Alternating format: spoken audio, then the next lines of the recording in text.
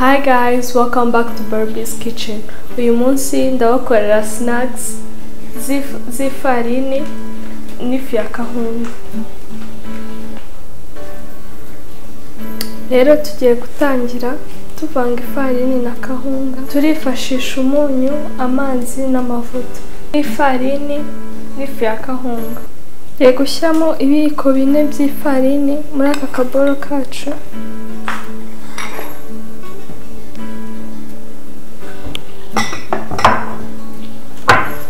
Shyiremo n'ibiyiko 2 bya kahunga.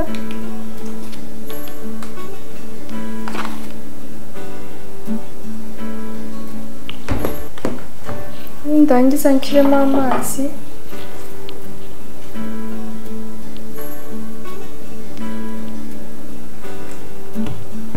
N'umunyu.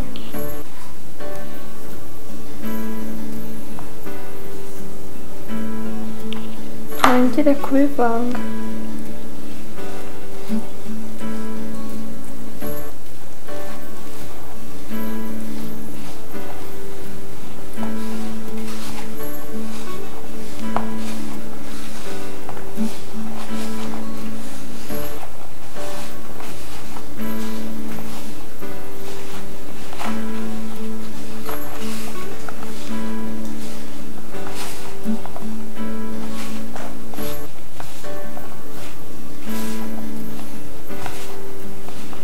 Ndangiza nongeramo utundi tuzi duke cyane.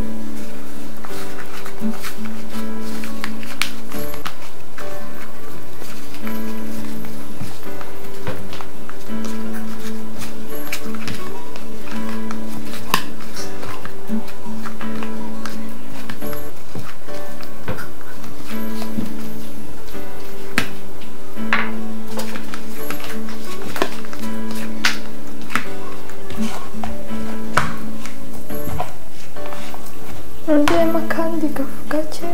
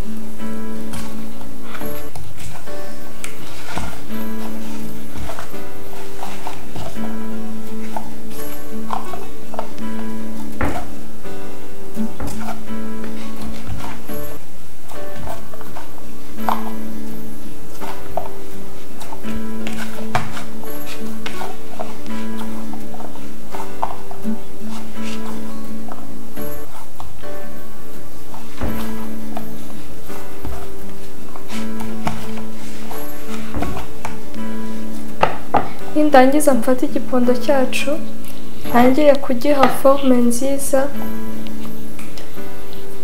Ndangiza mfata akantu ko kukirambura kireho ifarini.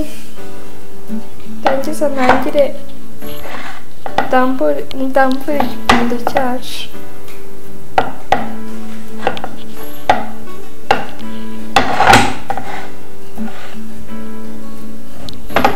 Turakirambura kugira ngo tuze kubona uko tugikatamo uduce duto duto.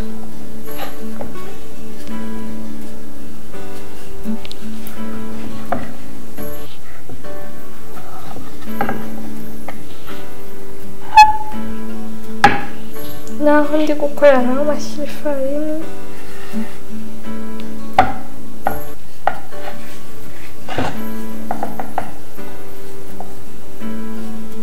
Nkomeze nkirambure.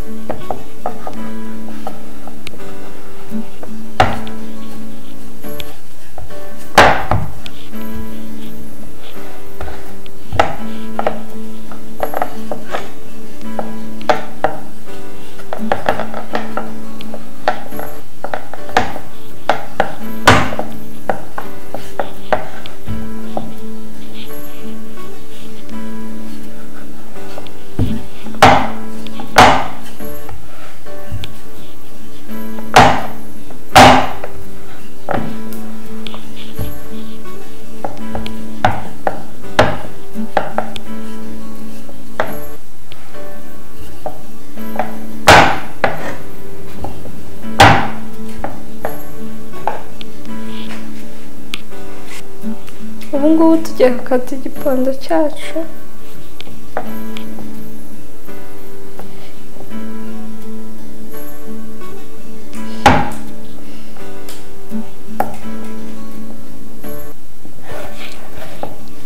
Turangiza twongere tugikatemo kabiri.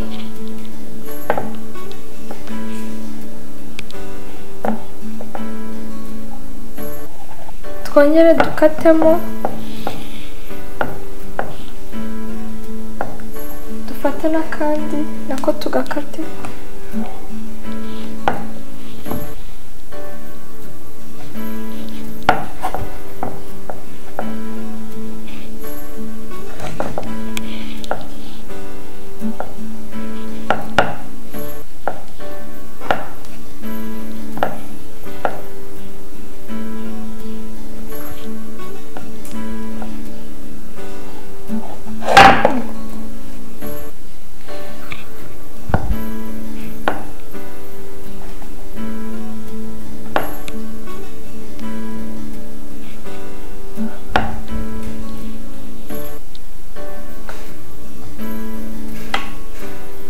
Gushyira ipanu yacu ku muriro, niturangiza dushyiremo amavuta.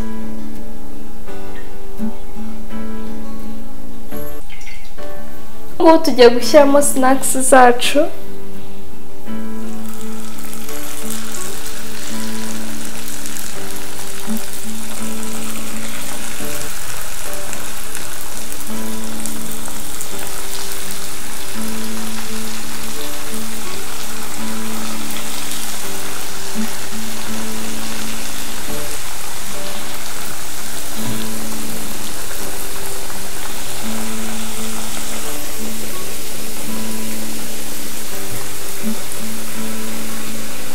Ubu ngubu tugiye kuzihindura.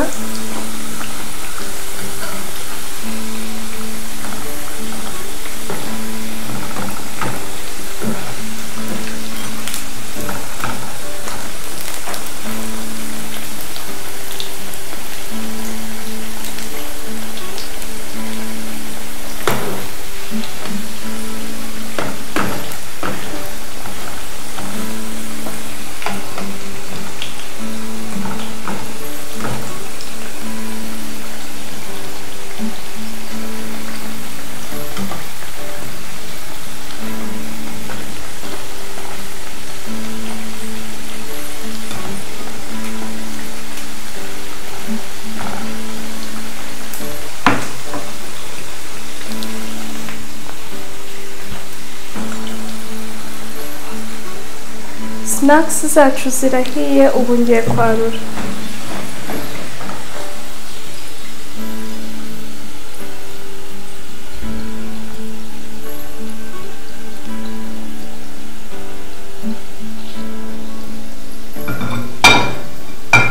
Turategereza amavuta yose abanza ashiremo.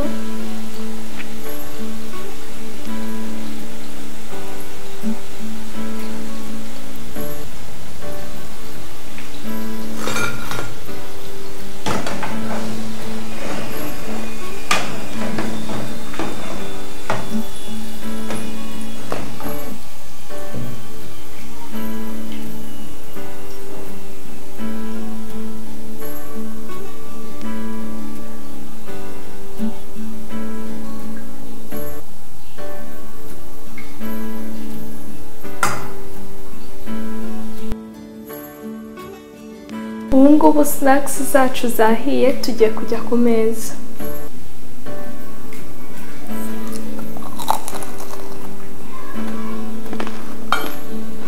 Snacks zacu ziraryoshye cyane, ndabarekomendinga ko muzikora namwe mukazambwira ibisubizo byanyu muri comment section. Naho ubutaha.